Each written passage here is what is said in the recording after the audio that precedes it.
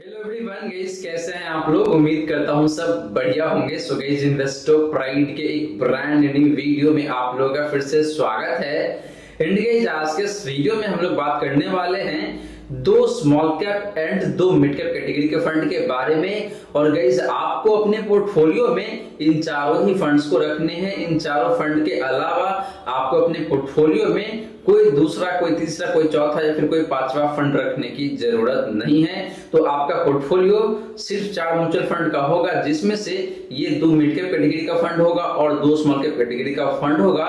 तो गाइस, जिससे आप अंदाजा लगा सकते हैं कि भाई ये पोर्टफोलियो कितना ज्यादा हाई रिस्की होने वाला है। तो अगर आप एक हाई रिस्की इन्वेस्टर है या फिर अगर आप एक अग्रेसिव इन्वेस्टर है, इन दैट केस ये चारों म्यूचुअल फंड आपके लिए काफी बेहतरीन हो सकता है। वहीं अगर आपका रिस्क प्रोफाइल लोअर साइड में आता है या फिर मॉडरेट साइड में आता है, इन दैट केस आपको इन चारों म्यूचुअल फंड में एक साथ इन्वेस्ट करने की जरूरत बिल्कुल भी नहीं है गाइस। और गाइस, अगर आप इन चारों म्यूचुअल फंड में अगले 12 से 15 सालों के लिए इन्वेस्ट करके चलते हैं तो आपको बड़े आसान तरीके से ये चारों म्यूचुअल फंड अपने दम पे आपको करोड़पति बना सकता है। वहीं गाइस, अगर आपके मन में कोई डाउट है, कोई क्वेश्चन है तो कमेंट सेक्शन में पूछ लीजिए।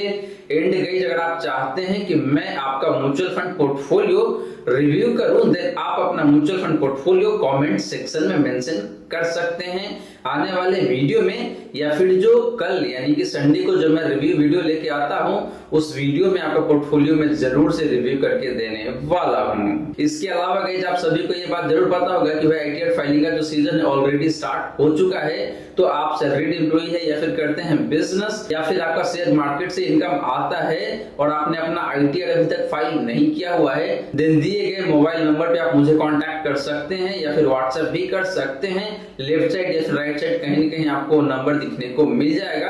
तो आप मुझे फटाफट व्हाट्सएप कर सकते हैं या फिर कॉल भी कर सकते हैं। अगर आप एक सैलरीड एम्प्लॉई है और आपका इनकम सिर्फ सैलरी से ही आता है, इन दैट केस आपको सिर्फ 749 रुपीज ही पे करना पड़ेगा और हम लोग आपका आईटीआर काफी बेहतरीन तरीके से फाइल करके देने वाले हैं। और हम लोग ये मेक श्योर करेंगे कि भाई आपका जो टीडीएस कटा हुआ है वो टीडीएस रिफंड के रूप में आ जाए। गाइस, आपको बता दूं कि आईटीआर फाइल करने के लिए जनरली मैं 1500 रुपए चार्ज करता हूं, लेकिन जो मेरे यूट्यूब चैनल के सब्सक्राइबर है उनके लिए खास ऑफर है। और यहाँ पे मैंने 100 सब्सक्राइबर को रखा है कि भाई 100 सब्सक्राइबर को ही ऑफर मिलने वाला है। और उसमें से देखें तो मोटा मोटी 45-50 के आसपास में ऑलरेडी आ चुका है। तो अब अगला स्लॉट 50 के आसपास में बच चुका है। तो देरी मत कीजिए, फटाफट दिए गए नंबर पे आप मुझे व्हाट्सएप कीजिए और अपना स्लॉट बुक कर लीजिए। तो चलिए गाइस, स्टार्ट करते हैं आज का video. But guys, video start करने से पहले फटाफट कर दीजिए इस वीडियो को लाइक।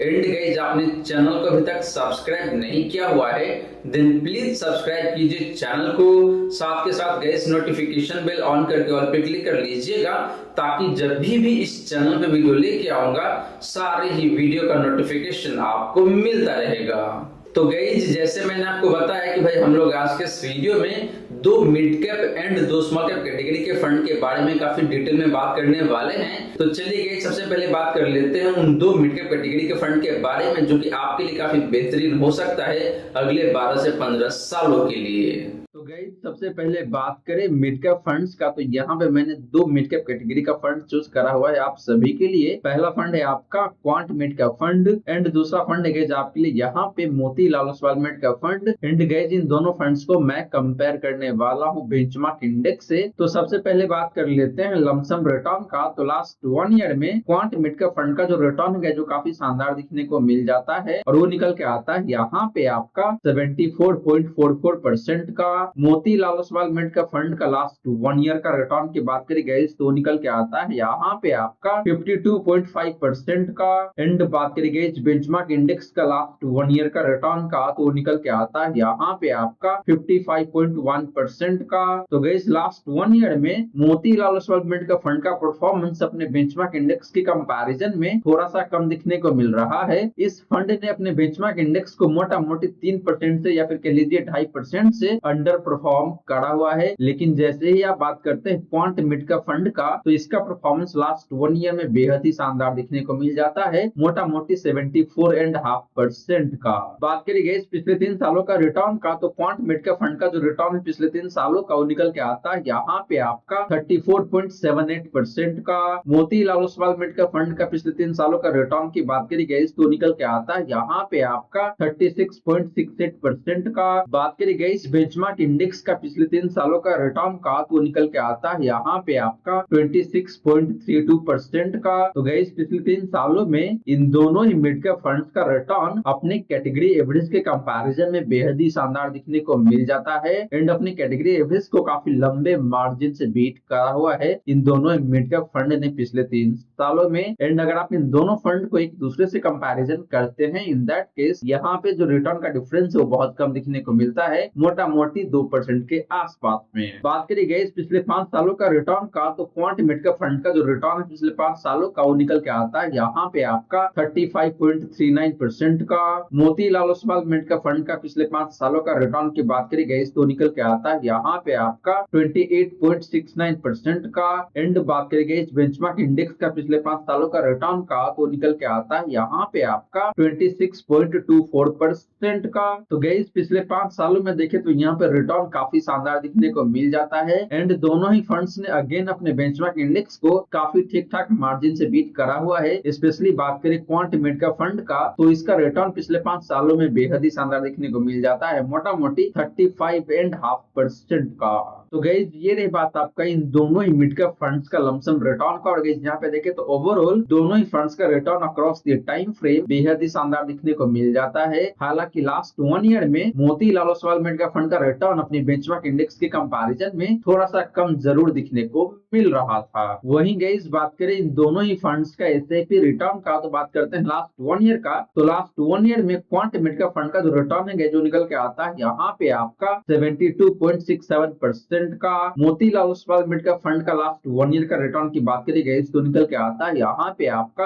51.87% का, ऑलमोस्ट 52% कह सकते हैं आप। तो गई पिछले 1 साल में देखे तो अगेन एसआईपी के मामले में इन दोनों ही मिड कैप फंड्स का परफॉर्मेंस बेहद ही शानदार दिखने को मिल जाता है। हालांकि क्वांट मिड कैप फंड का परफॉर्मेंस ज्यादा बेहतर है लास्ट 1 ईयर में एसआईपी के मामले में भी। बात करी गई पिछले 3 सालों का रिटर्न का, तो क्वांट मिड कैप फंड का जो रिटर्न है पिछले 3 सालों का वो निकल के आता है यहाँ पे आपका 41.62% का। एंड बात करी गई Motilal Oswal mid cap fund का पिछले 3 सालों का रिटर्न का, तो निकल के आता है यहाँ पे आपका 37.25% का। तो गई पिछले 3 सालों में भी देखे तो यहाँ पे दोनों मिड कैप फंड्स का रिटर्न बेहद ही शानदार दिखने को मिल जाता है। हालांकि क्वांट मिड कैप फंड का परफॉर्मेंस ज्यादा बेहतर दिखने को मिलता है पिछले 3 सालों में भी। बात करी गई पिछले 5 सालों का रिटर्न का, तो क्वांट मिड कैप फंड का जो रिटर्न है पिछले 5 सालों का वो निकल के आता है यहाँ पे आपका 42.15% का। एंड बात करी गई Motilal Oswal mid cap fund का पिछले 5 सालों का रिटर्न का, तो निकल के आता है यहाँ पे आपका 35.78% का। तो अगेन गाइस देखे तो पिछले 5 सालों में भी इन दोनों मिड कैप फंड्स का परफॉर्मेंस बेहद ही शानदार दिखने को मिल जाता है। एंड गाइस यहाँ पे भी देखे तो आपका जो क्वांट मिड कैप फंड है इसका परफॉर्मेंस रिलेटिव टर्म में अच्छा या फिर कह लीजिए बेहतर दिखने को मिल रहा है, लेकिन ओवरऑल देखे तो एसआईपी के मामले में भी इन दोनों मिड कैप फंड्स का रिटर्न बेहद ही शानदार निकल के आता है। तो गाइस ये तो हमने बात किया इन दोनों मिड कैप फंड्स का रिटर्न का, चाहे बात करें आप लमसम रिटर्न का या फिर एसआईपी रिटर्न का। अब चलिए गाइस बात कर लेते हैं इन दोनों ही फंड्स का डिफरेंट रिस्क रेशियोज का, एंड वहां पे हम लोग ये भी बात करेंगे कि भाई इन दोनों फंड के बीच में ओवरलैपिंग कितना निकल के आता है, सो दैट कि आपको इन दोनों फंड्स को एक साथ एक पोर्टफोलियो में रखना चाहिए या फिर नहीं रखना चाहिए, तो इस बात का भी क्लैरिटी आपको मिल जाएगा। बात करें गाइस रिस्क रेशियोज का, तो सबसे पहले बात करते हैं स्टैंडर्ड डिवीजन का। तो बात करें गाइस पहला फंड यानी कि क्वांट मिड का फंड का स्टैंडर्ड डिवीजन का, तो निकल के आता है यहाँ पे आपका 16.67 का। मोतीलाल ओसवाल मिड का फंड का स्टैंडर्ड डिवीजन की बात करी गई तो निकल के आता है यहाँ पे आपका 13.34 का। एंड बात करी गई कैटेगरी एवरेज का स्टैंडर्ड डिवीजन का, तो निकल के आता है यहाँ पे आपका 13.98 का। तो गाइस स्टैंडर्ड डिवीजन के मामले में देखें तो यहाँ पे जो पहला फंड है यानी कि क्वांट मिड का फंड, इसका नंबर ज्यादा दिखने को मिल रहा है। इसका मतलब ये है कि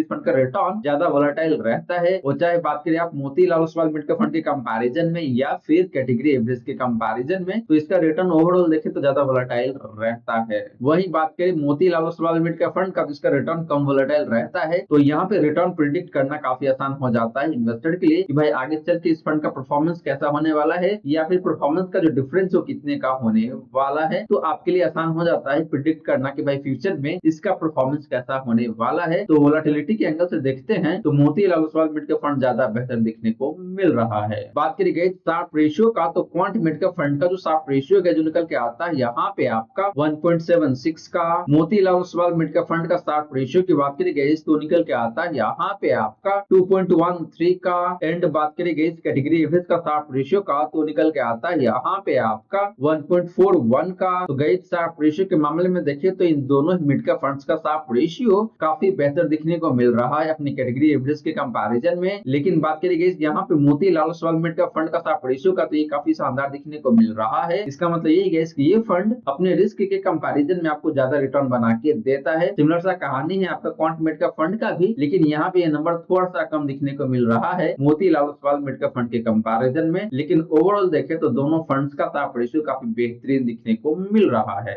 बात करी गई अल्फा का, तो क्वांट मिड कैप फंड का जो अल्फा है जो निकल के आता है यहाँ पे आपका 8.39% का। Motilal Oswal mid cap fund का अल्फा की बात करी गई तो निकल के आता है यहाँ पे आपका 12.21% का। एंड बात करी गई कैटेगरी एवरेज का अल्फा का, तो निकल के आता है यहाँ पे आपका 0.7% का। तो गई अल्फा भी देखे तो इन दोनों मिड कैप फंड्स का काफी बेहतरीन दिखने को मिल रहा है। इसका मतलब ये गैस कि इन दोनों फंड्स का रिटर्न अपने बेंचमार्क इंडेक्स के कंपैरिजन में काफी शानदार दिखने को मिलता है अगर आप पिछले 3 सालों का रिटर्न की बात करते हैं तो गई ये रही बात आपका इन दोनों मिड कैप फंड्स का डिफरेंट रिस्क के रेशियोज का। और गई यहाँ पे देखें तो ओवरऑल ये दोनों मिड कैप फंड्स काफी शानदार दिखने को मिल जाता है। हालांकि क्वांट मिड कैप फंड का डिवीजन थोड़ा सा ज्यादा दिखने को मिलता है। इसका मतलब यही है कि इस फंड का रिटर्न ज्यादा वोलेटाइल रहता है। वही गई बात करें इन दोनों मिड कैप फंड्स का पोर्टफोलियो ओवरलैपिंग का, तो इन दोनों फंड के बीच में जो पोर्टफोलियो ओवरलैपिंग है जो निकल के आता है यहाँ पे आपका 9% का। यानी कि इन दोनों फंड का जो पोर्टफोलियो में जो स्टॉक थे वो स्टॉक मोटा मोटी 9% कॉमन दिखने को मिलता है। लेकिन बात करें यूनिक स्टॉक्स का या फिर यूनिक होल्डिंग का, तो वो मोटा मोटी यहाँ पे 91% का है। तो गए अगर किसी दो फंड के बीच में पोर्टफोलियो ओवरलैपिंग 5 से 10% के बीच में है तो ये नंबर काफी अच्छा माना जाता है। तो यहाँ पे पोर्टफोलियो ओवरलैपिंग भी देखे तो काफी शानदार है, कहीं कोई दिक्कत वाली बात नहीं है। तो अगर आप इन दोनों ही फंड्स को एक ही पोर्टफोलियो में एक ही साथ कंटिन्यू करना चाहते हैं तो आप बिल्कुल करके चल सकते हैं, कहीं कोई दिक्कत वाली बात नहीं है गई। तो गाइस ये तो हमने सारी की सारी बातें किया यहाँ पे आपका मिड कैप कैटेगरी के फंड के बारे में। अब चलिए गाइस बात कर लेते हैं दो स्मॉल कैप कैटेगरी के फंड के बारे में और देखते हैं कि वो दोनों स्मॉल कैप फंड्स कौन सा है जो कि आपके लिए काफी शानदार हो सकता है और एक ही पोर्टफोलियो में एक ही साथ कंटिन्यू करके चल सकते हैं। तो गाइस बात करें स्मॉल कैप फंड्स का, तो यहाँ पे भी मैंने दो फंड चूज करा हुआ है आप सभी के लिए। पहला फंड है आपका यहाँ पे क्वांट स्मॉल कैप फंड, दूसरा फंड है आपके लिए यहाँ पे Nippon small cap fund. And guys इन दोनों फंड्स को मैं कंपेयर करने वाला हूँ इसके बेंचमार्क इंडेक्स से। तो सबसे पहले बात करते हैं लमसम रिटर्न का। तो लास्ट 1 ईयर में क्वांट स्मॉल कैप फंड का जो रिटर्न है जो निकल के आता है यहाँ पे आपका 64.79% का। निप्पॉन स्मॉल कैप फंड का लास्ट 1 ईयर का रिटर्न की बात करी गई तो निकल के आता है यहाँ पे आपका 54.75% का। एंड बात करी गई बेंचमार्क इंडेक्स का लास्ट 1 ईयर का रिटर्न का तो निकल के आता है यहाँ पे आपका 53.56% का। तो गई लास्ट 1 ईयर में दोनों ही स्मॉल कैप फंड्स का रिटर्न देखे तो काफी शानदार दिखने को मिल जाता है अपनी कैटेगरी एवरेज के कंपैरिजन में। हालांकि आपका जो क्वांट स्मॉल कैप फंड इसका रिटर्न बेहतर है निप्पॉन स्मॉल कैप फंड के कंपैरिजन में लास्ट 1 ईयर में। बात करी गई पिछले 3 सालों का रिटर्न का, तो क्वांट स्मॉल कैप फंड का जो रिटर्न है पिछले 3 सालों का वो निकल के आता है यहाँ पे आपका 34.78% का। निप्पॉन स्मॉल कैप फंड का पिछले 3 सालों का रिटर्न की बात करी गई तो निकल के आता है यहाँ पे आपका 33.37% का। एंड बात करी गई बेंचमार्क इंडेक्स का पिछले 3 सालों का रिटर्न का तो निकल के आता है यहाँ पे आपका 25.47% का। तो गई सिमिलर टू लास्ट 1 ईयर पिछले 3 सालों में भी देखे तो इन दोनों स्मॉल कैप फंड्स का रिटर्न काफी बेहतरीन दिखने को मिल रहा है अपनी कैटेगरी एवरेज के कंपैरिजन में। हालांकि क्वांट स्मॉल कैप फंड का रिटर्न मार्जिनली बेहतर दिखने को मिल रहा है पिछले 3 सालों में भी। बात करी गई पिछले 5 सालों का रिटर्न का, तो क्वांट स्मॉल कैप फंड का जो रिटर्न है पिछले 5 सालों का वो निकल के आता है यहाँ पे आपका 40.8% का। निप्पॉन स्मॉल कैप फंड का पिछले 5 सालों का रिटर्न की बात करी गई तो निकल के आता है यहाँ पे आपका 31.55% का। एंड बात करें इस बेंचमार्क इंडेक्स का पिछले 5 सालों का रिटर्न का तो निकल के आता है यहाँ पे आपका 23.58% का। तो गाइस पिछले 5 सालों में भी देखें तो यहाँ पे इन दोनों ही स्मॉल कैप फंड्स का रिटर्न बेहद ही शानदार देखने को मिल जाता है अपने कैटेगरी एवरेज के कंपैरिजन में। हालांकि आपका जो क्वांट स्मॉल कैप फंड इसका रिटर्न पिछले 5 सालों में बेहद ही शानदार है, मोटा मोटी 41% के आसपास में, जो कि निप्पॉन स्मॉल कैप फंड के कंपैरिजन में ऑलमोस्ट 10% ज्यादा देखने को मिल रहा है। तो गाइस ये रही बात आपका इन दोनों ही स्मॉल कैप फंड्स का लमसम रिटर्न का। और गाइस यहाँ पे देखिए तो ओवरऑल कैटेगरी एवरेज के कंपैरिजन में इन दोनों ही स्मॉल कैप फंड्स का रिटर्न बेहद ही शानदार है। हालांकि आपका जो क्वांट स्मॉल कैप फंड है इसका performance across the time frame Nippon small cap fund के कंपैरिजन में बेहतर दिखने को मिल रहा है। वहीं गाइस बात करें इन दोनों ही स्मॉल कैप फंड्स का एसआईपी रिटर्न का, तो बात करते हैं लास्ट 1 ईयर का। तो लास्ट 1 ईयर में क्वांट स्मॉल कैप फंड का जो रिटर्न है जो निकल के आता है यहाँ पे आपका 56.42% का। निप्पॉन स्मॉल कैप फंड का लास्ट 1 ईयर का रिटर्न की बात करें गाइस तो निकल के आता है यहाँ पे आपका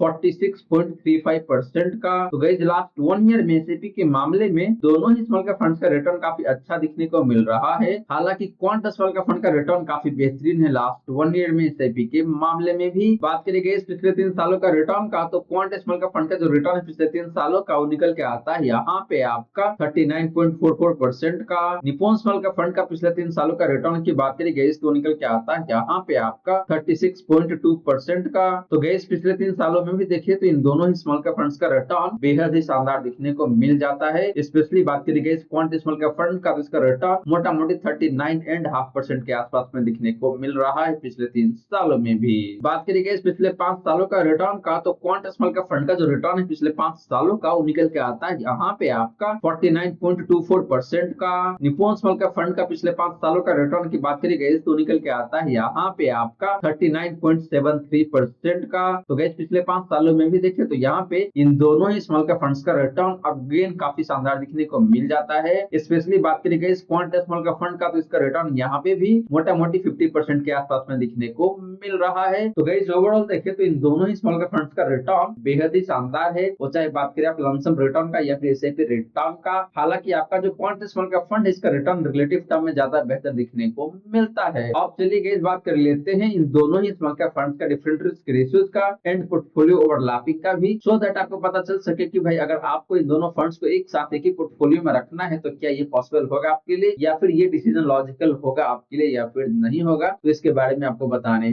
वाला हूँ। तो गाइस बात करें रिस्क रेशियोज का, तो यहाँ पे हम लोग सबसे पहले बात करेंगे स्टैंडर्ड डिवीजन का। तो बात करें पहला फंड यानी कि क्वांट स्मॉल कैप फंड का स्टैंडर्ड डिवीजन का, तो निकल के आता है यहाँ पे आपका 19.22 का। निप्पॉन स्मॉल कैप फंड का स्टैंडर्ड डिवीजन की बात करें गाइस तो निकल के आता है यहाँ पे आपका 14.93 का। एंड बात करें गाइस कैटेगरी एवरेज का स्टैंडर्ड डिवीजन का, तो निकल के आता है यहाँ पे आपका 15.54 का। तो गाइस स्टैंडर्ड डिवीजन की बात करें तो जो आपका क्वांट स्मॉल कैप फंड है इसका स्टैंडर्ड डिवीजन थोड़ा सा ज्यादा दिखने को मिल रहा है। इसका मतलब ये गाइस कि इस फंड का रिटर्न ज्यादा वोलेटाइल रहता है अपनी कैटेगरी के कंपैरिजन में या फिर निप्पॉन स्मॉल कैप फंड के कंपैरिजन में। बात करें गाइस शार्प रेशियो का, तो क्वांट स्मॉल कैप फंड का जो शार्प रेशियो है जो निकल के आता है यहाँ पे आपका 1.6 का। निप्पॉन स्मॉल कैप फंड का शार्प रेशियो की बात करें गाइस तो निकल के आता है यहाँ पे आपका 1.84 का। एंड बात करें गाइस कैटेगरी एवरेज का शार्प रेशियो का, तो निकल के आता है यहाँ पे आपका 1.46 का। तो गाइस शार्प रेशियो के मामले में देखें तो दोनों फंड का शार्प रेशियो बेहद ही शानदार दिखने को मिल जाता है अपनी कैटेगरी एवरेज के कंपैरिजन में। इसका मतलब ये गाइस कि दोनों फंड्स का रिटर्न काफी बेहतरीन रहता है अपने रिस्क के कंपैरिजन में, तो दोनों फंड काफी अच्छा है। हालांकि निप्पॉन स्मॉल कैप फंड का शार्प रेशियो रिलेटिव टर्म में ज्यादा बेहतर दिखने को मिल रहा है। बात करें गाइस अल्फा का, तो क्वांट स्मॉल कैप फंड का जो अल्फा है जो निकल के आता है यहाँ पे आपका 7.52% का। निप्पॉन स्मॉल कैप फंड का अल्फा की बात करें गाइस तो निकल के आता है यहाँ पे आपका 9.22% का। एंड बात करें गाइस कैटेगरी एवरेज का अल्फा का, तो निकल के आता है यहाँ पे आपका 3.9% का। तो गाइस इन दोनों स्मॉल कैप फंड्स का अल्फा से देखें तो काफी शानदार दिखने को मिल जाता है अपनी कैटेगरी एवरेज के कंपैरिजन में। इसका मतलब ये गाइस कि इन दोनों फंड्स का रिटर्न काफी बेहतरीन रहता है अपने बेंचमार्क इंडेक्स के कंपैरिजन में अगर आप पिछले 3 सालों का रिटर्न की बात करते हैं तो गाइस ये रही बात आपका इन दोनों ही स्मॉल कैप फंड्स का डिफरेंट रिस्क रेशियोज का। और गाइस यहाँ पे देखें तो ओवरऑल दोनों ही फंड्स काफी शानदार है। एक फंड थोड़ा सा ज्यादा रिस्की फंड है और दूसरा फंड थोड़ा सा कम रिस्की है, तो ये जो कॉम्बिनेशन है आपके लिए काफी शानदार होने वाला है। लेकिन गाइस आपको पोर्टफोलियो ओवरलैपिंग भी जानना जरूरी है कि भाई दोनों फंड्स के बीच में कितना स्टॉक या फिर कितना होल्डिंग ऐसा है जो कि कॉमन दिखने को मिलता है। ये परसेंटेज कहीं ज्यादा तो नहीं है या फिर बहुत कम तो नहीं है। तो बात करते हैं यहाँ पे आपका पोर्टफोलियो ओवरलैपिंग का, तो दोनों फंड के बीच में जो कॉमन होल्डिंग है जो निकल के आता है यहाँ पे आपका मोटा है 44% का। एंड अनकॉमन या फिर कह लीजिए यूनिक होल्डिंग जो है जो निकल के आता है यहाँ पे आपका 96% का। तो गाइस जैसे मैंने आपको पिछले स्लाइड में बताया था कि अगर पोर्टफोलियो ओवरलैपिंग 5 से 10% के बीच में है तो ये काफी अच्छा नंबर माना जाता है, लेकिन इन दोनों फंड के बीच में जो ओवरलैपिंग हो सिर्फ 4% का ही है, जो कि 5% से भी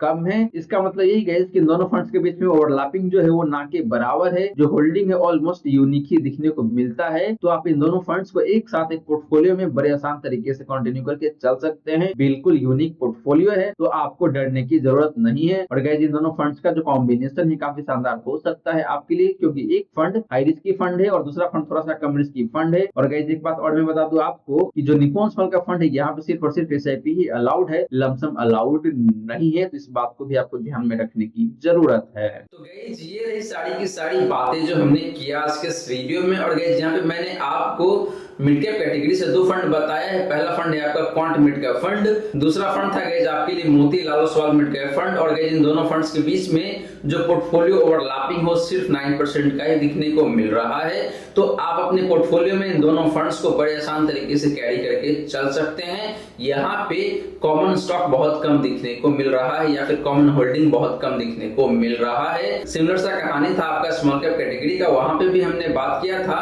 क्वांट स्मॉल कैप फंड का and Nippon India small cap fund का। और इन दोनों फंड्स के बीच में पोर्टफोलियो ओवरलैपिंग सिर्फ 4% का ही दिखने को मिल रहा था। तो आप अपने पोर्टफोलियो में इन दोनों स्मॉल कैप फंड्स को भी एक साथ कैरी करके चल सकते हैं। और लॉन्ग टर्म में ये चारों ही म्यूचुअल फंड आपको काफी बेहतरीन तरीके से पैसे बना के दे सकता है। तो गाइस आशा करता हूं जितनी भी बातें मैंने बताने की कोशिश किया है सारी की सारी बातें आपको समझ में आ गया होगा। मन में अगर कोई डाउट है, कोई क्वेश्चन है तो कमेंट सेक्शन में पूछ लीजिए। वहीं गाइस वीडियो अच्छी लगी हो या फिर वीडियो थोड़ा सा भी हेल्पफुल हो आप सभी को, देन प्लीज वीडियो को लाइक करके अप्रिशिएट करें। एंड गाइस आपने चैनल को अभी तक सब्सक्राइब नहीं किया हुआ है देन प्लीज सब्सक्राइब कीजिए चैनल को। साथ के साथ गाइस नोटिफिकेशन बेल ऑन करके ऑल पे क्लिक कर लीजिएगा, ताकि जब भी इस चैनल पे वीडियो लेके आऊंगा सारे ही वीडियो का नोटिफिकेशन आपको मिलता रहेगा। और गाइस आईटीआर फाइल करने के लिए दिए गए नंबर पे आप मुझे फटाफट व्हाट्सएप कर सकते हैं या फिर कॉल भी कर सकते हैं। So guys thank you so much for watching this video. मिलते हैं अगले वीडियो में। जय हिंद, जय भारत।